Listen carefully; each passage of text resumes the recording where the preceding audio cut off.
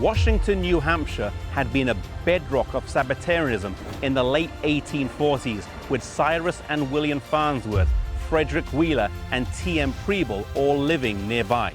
By the 1860s, though, spiritual decline had set in. D.M. Canright and J.N. Andrews had worked in the area with limited success, and by 1867, the church had closed. Frederick Wheeler had now moved to New York State. There was a spirit of judgmentalism, bitterness, and a general backsliding that had set in amongst the members.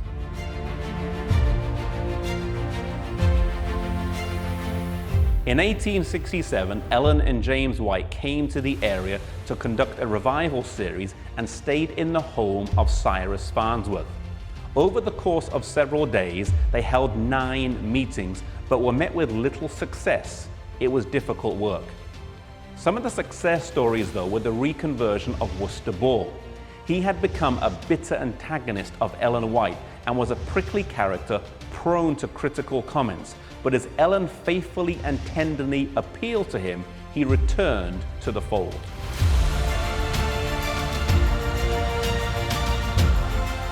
Another person in the community who was a pillar was William Farnsworth, but he had recently gone back to chewing tobacco unbeknownst to anyone.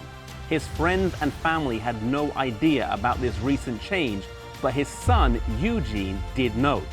He had seen his father spitting in the snow when they were out in the woods and covering it with his foot, but he did not tell anyone and kept this to himself.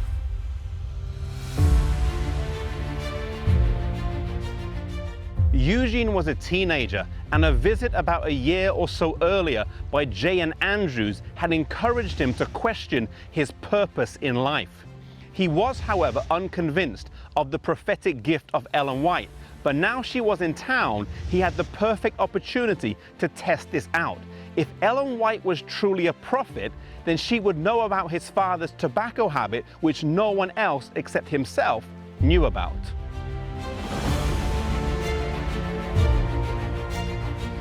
As she was speaking personally to those present, some words of rebuke, some encouragement, she turned and looked at William Farnsworth and gave a pointed testimony about his use of both pork and tobacco whilst appearing to be a faithful defender of the faith. She said he was a great hindrance to the work in New Hampshire, and he publicly repented of his sin and turned his life around.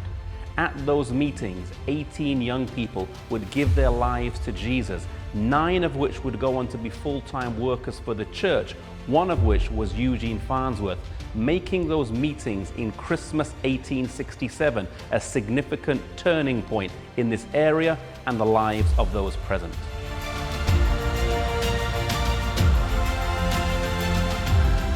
This story also illustrates the powerful impact of the prophetic gift, and while it was often used for broad and far-reaching messages, it was also personal in nature, speaking to people's individual needs and issues. William Farnsworth, with his secret and private sin, was a stumbling block to the progress of the work in the town and a hindrance to at least one of the young men dedicating his life fully to God. Maybe you are struggling with a secret or a private sin that no one else knows about. Surrender it to God. Dedicate your life to Him and allow His power to rule in your life.